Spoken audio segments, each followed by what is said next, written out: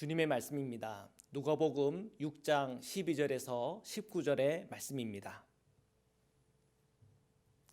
이때에 예수께서 기도하시러 산으로 가사 밤이 새도록 하나님께 기도하시고 밝음에 그 제자들을 부르사 그 중에서 12를 택하여 사도라 칭하셨으니 곧 베드로라고도 이름을 주신 시몬과 그의 동생 안드레와 야고보와 요한과 빌립과 바돌로메와 마테와 도마와 알페오의 아들 야고보와 셀롯이라는 시몬과 야고보의 아들 유다와 예수를 파는 자들 가룟 유다라.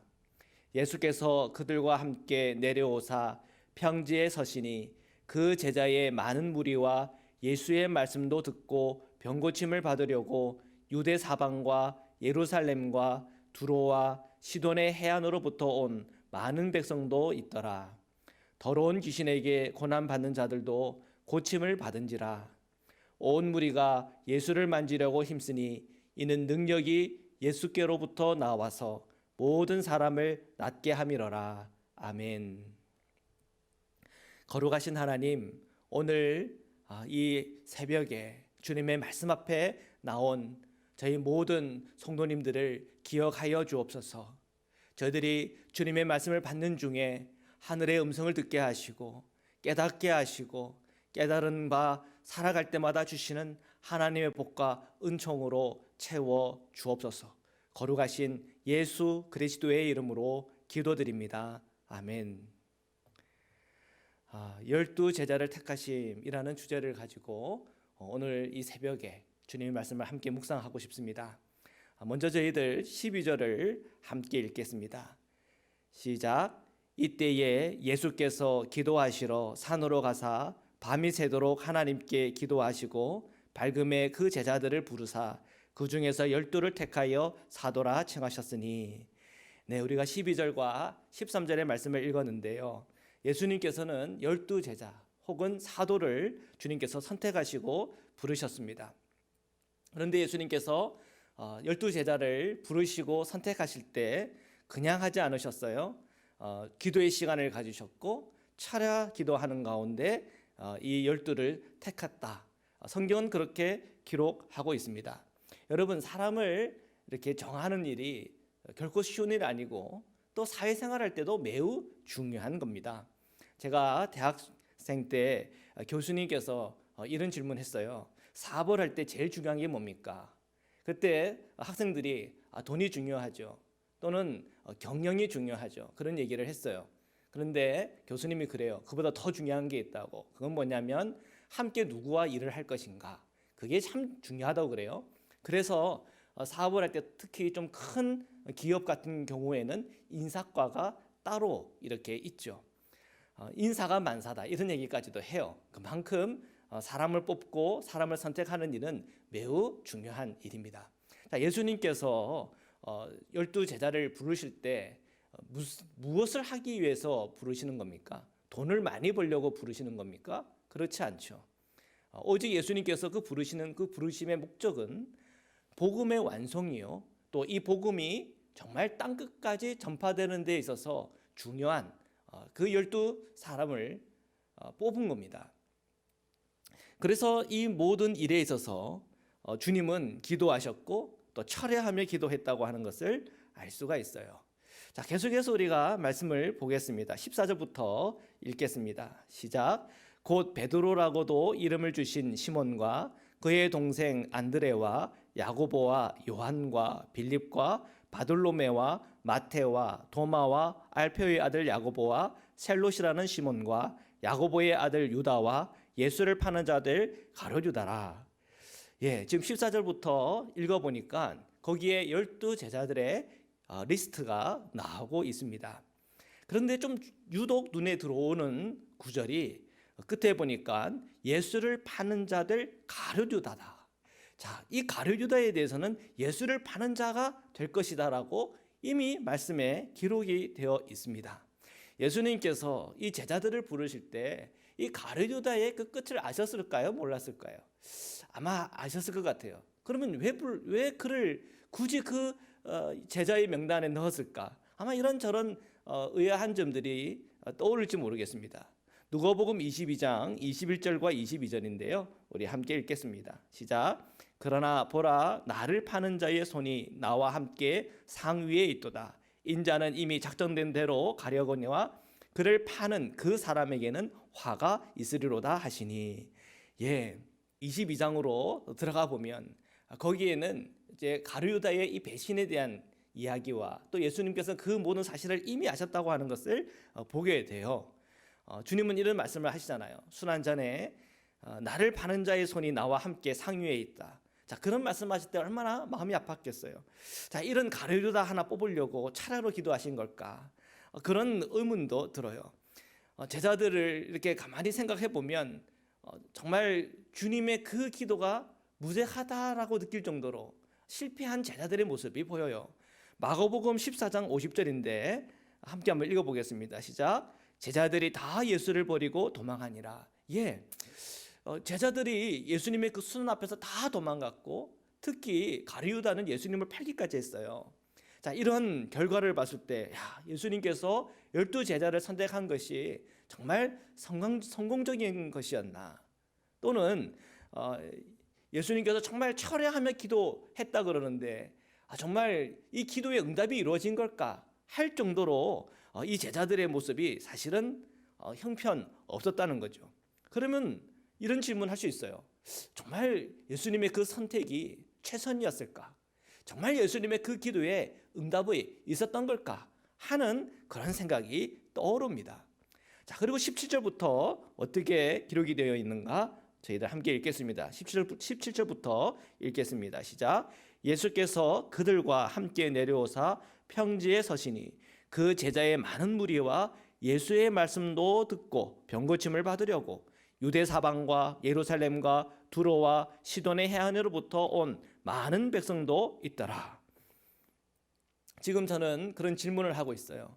예수님께서 12명을 선택했을 때 그 선택이 최선이었을까? 그 기도의 응답이었을까? 하는 그런 질문들이 있었다고 그랬어요. 그런데 그런 질문들이 무색할 정도로 17절부터 보니까 예수님께서 12제자를 선택하고 뽑고 내려왔는데 그 평지에 수많은 무리들이 몰려들었다고 그랬어요. 근데 그 수많은 무리는 그냥 무리가 아니고 제자다, 이런 표현을 하고 있습니다.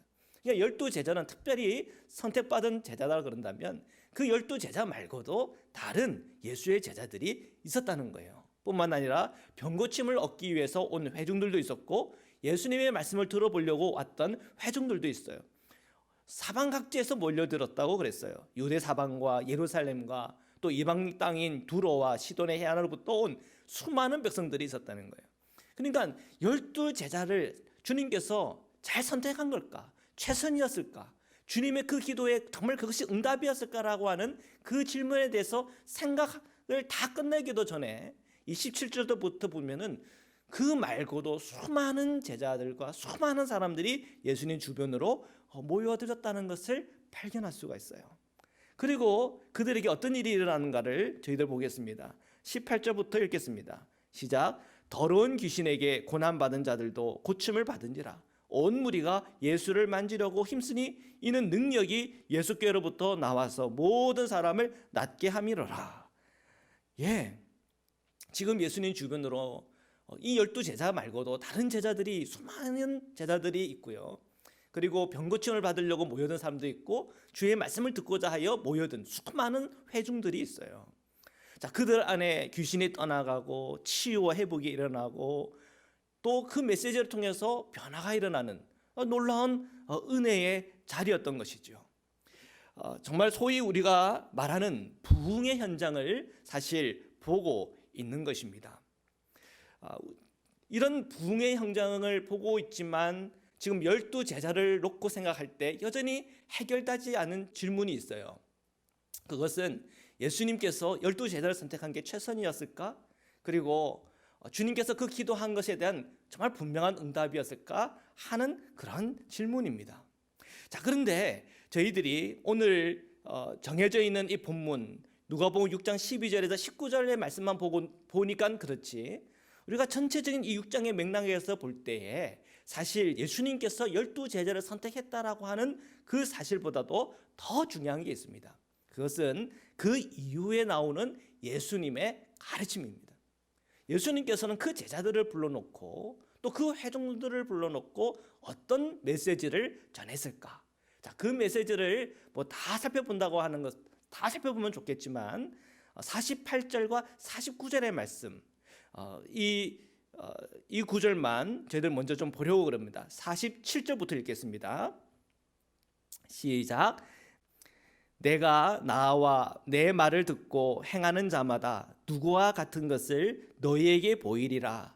집을 짓되 깊이 파고 주추를 반석 위에 놓은 사람과 같으니 큰 물이 나서 탕류가 그 집에 부딪히되 잘 지었기 때문에 능히 요동하지 못하게 하였거니와 듣고 행하지 아니하는 자는 주추 없이 흙 위에 집 지은 사람과 같으니 탕류가 부딪힘에 집이 곧 무너져 파괴됨이 심하리라 하시니라. 아멘.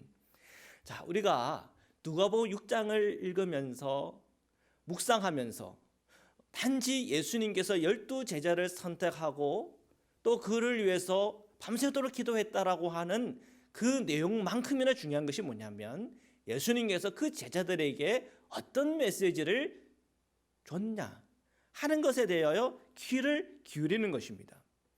그런데 누가복음 6장 끝에 주님께서 주신 이 메시지를 가만히 묵상해 보면 이런 거예요. 제자들이 이 제자의 길을 걸어가면서 늘 기억해야 되는 것은 주님으로부터 주님의 말씀을 듣고 행하는 일이 중요하다는 거예요. 그런데 주님으로부터 듣고 행하지 않으면 어떤 일이 일어나냐? 마치 흙 위에 집 지은 것과 같이 탕류가 부딪히면서 집이 곧 무너져 파괴되는 것 같다고 얘기하고 있어요. 반대로 주님으로부터 듣고 행하는 사람은 어떤 사람이냐면 그 주추를 반석 위에 놓은 사람 같아서 아무리 탕류가 부딪힌다 하더라도 요동하지 않는 집이라고 하는 사실이에요. 그렇다면 제가 앞에서 던졌던 그 질문에 대한 해답이 사실은 예수님의 가르침 안에 있는 거예요. 예수님께서 기도했을 때 그 기도의 응답이었을까? 예수님의 선택이 최선이었을까? 이 질문 자체가 사실은 틀렸다는 거예요. 주님의 가르침은 그 제자들에게 이미 주어졌고 제자들은 그 가르침을 가지고 제자의 도를 끝까지 걸어가는 것이 사실은 더 중요하다는 사실이에요. 우리 성도님들이 예수 그리스도를 믿음을 통해서 우리가 성도가 되었고 하나님의 자녀가 되었고 구원받은 하나님의 백성이 되었어요. 자, 이것은 제자의 길을 떠나는 정말 시작점인 것입니다. 근데 우리는 거기에서 끝나는 것이 아니에요. 우리가 예수의 믿음을 담는 성화의 삶을 살아내야 되는 것이 있는 거예요. 성경은 분명히 우리에게 이 점에 대해서 말씀하고 있어요. 자, 보십시오. 하나님께서 기도하면서 12제자를 세웠고 또 특별하게 그 은혜를 주셔서 그 12제자들을 부르셨는데 그 12제자들이 그 제자의 길을 끝까지 다 감당했습니까? 죄송하지만 예수님께서 그 십자가를 지시는 바로 그 현장에 그 12제자들 다 실패했습니다. 특히 그 중에는 이 가룟 유다는 예수님을 팔기까지 했어요. 자, 예수님의 기도가 문제가 있는 겁니까? 예수님께서 선택을 잘못하신 겁니까? 아니에요. 그게 아니라는 거예요. 제자의 길을 걸어가야 되는 그 제자들의 그 의지, 그리고 그들의 인생 가운데 그들의 신앙의 여정 속에서 그때그때 주어진 상황과 형편 속에서 선택하는 일에 있어서 제자의 도의 관점에서 성령께서 인도하시는 대로 주님의 그 말씀 가운데 용기 있게 응답하여 나간 것이 아니라 자기의 생각대로, 자기의 혈기대로, 자기의 두려움이 요동치는 대로 갔기에 무너진 것입니다. 자, 그래서 오늘 우리가 누가복음 6장의 말씀을 우리가 읽고 묵상하는 가운데 눈 떠야 되는 것은 내가 제자로 부름받았지, 아멘이에요. 근데 거기에 끝나는 게 아니에요. 제자로 부름받았지, 이제 시작이에요. 이제 주님께서 우리에게 주시는 그 말씀들 하나하나를 내가 붙잡고 이 제자의 도를 끝까지 가야지. 그런데 넘어지면 어떡합니까? 여기 12제자들 다 실패했지 않았습니까? 자, 그렇게 넘어진 바로 그 자리에 깨닫고 회개하고 돌이키는 겁니다. 그리고 주님께서 바로 이 순간 뭐라고 말씀하시는지를 듣는 거예요. 우리에게 주신 그 십자가를 통해서 내가 회개하고 돌이키고, 오늘도 내 성령께서 내 안에 충만히 임하여 주셔서 나의 생각, 나의 자기 중심적인 생각들, 나의 탐심과 탐욕과 정욕을 십자가에서 처리하고 다시 새 생명으로, 다시 그리스도의 제자로 일어나는 겁니다. 그렇게 일어나면, 그 허물어졌던 그 자리에 다시 일어나면, 그 반석이신 예수 그리스도 앞에 다시 우리가 집 짓기 시작하면 그 집을 통해서 하나님은 저희들을 축복해 주시고, 주님은 그곳에 하나님의 영광으로 임하실 것입니다. 그러나 그저 무너지고 파괴되고 그냥 그곳에서 회개도 없이 그저 더 완고한 마음으로 남아있다면 마치 가룟 유다처럼 실패한 제자로서의 결과를 맞이하게 될 거예요. 자, 오늘 우리가 누가복음 6장의 말씀을 읽고 묵상하고 상고하는 가운데 오늘 저희들이 다 그리스도의 제자로 부름받은 것은 변함이 없는 하나님의 은혜입니다. 그 은혜 안에서 오늘도 우리가 제자의 길을 걸어가고 있는지를 늘 말씀으로 점검하고 끝까지 그 제자의 길을 완성함으로 예수 그리스도를 믿는 믿음에서 예수의 믿음까지 끊임없이 성장함으로 주시는 하나님의 복과 은총과 주님의 그 놀라운 생명의 영광을 다 참여하고 체험하고 누리시기를 주님의 이름으로 축원합니다. 말씀으로 기도드리시겠습니다. 살아계신 하나님, 오늘 저희들 주님의 말씀 앞에 섰습니다. 주님께서 오늘 저희를 예수 그리스도를 믿음으로 하나님의 자녀로 삼으시고, 또한 우리 안에 늘 성령님께서 임하여 주셔서 저의 생각과 저의 감정과 저의 혈기를 십자가에서 처리하게 하시고 그 말씀의 은혜로 살아갈 수 있도록 늘 저희들 눈 열어주시니 감사합니다. 주님, 저희들이 제자로 부름받았고 제자의 길을 끝까지 완성할 수 있도록 성령께서 늘 저희들에게 힘 주시고 능력 주시고 은혜를 허락하여 주옵소서. 우리가 주님부터 오는 말씀을 늘 굳게 붙잡아서 정말 그 반석 위에 집은 집이 정말 모든 풍파에도 흔들림 없이 요동치지 않고 바로 서 있는 것처럼 오늘 저희 모든 성도님들을 그 반석 위에 선 집처럼 흔들림 없이 주님의 사명을 감당하는 그리스도의 제자로서 살아갈 수 있도록 축복하여 주옵소서. 때로는 우리가 흔들려서 넘어지고 부서지고 상처받고 시험 가운데 있는 성도들이 있습니까? 주님께서 오늘 임하여 주셔서 세임 주옵소서. 말씀의 세임을 주시옵시고 십자가의 능력으로 저희들을 붙들어 주시사 일어나게 해주셔서 한 영혼도 잃어버리지 않도록 주님의 은혜와 목자 되신 주님의 사랑이 모든 우리 성도님들 가정과 자녀들과 모든 영역 속에 주님 임하여 주옵소서. 거룩하신 예수 그리스도의 이름으로 기도드립니다. 아멘.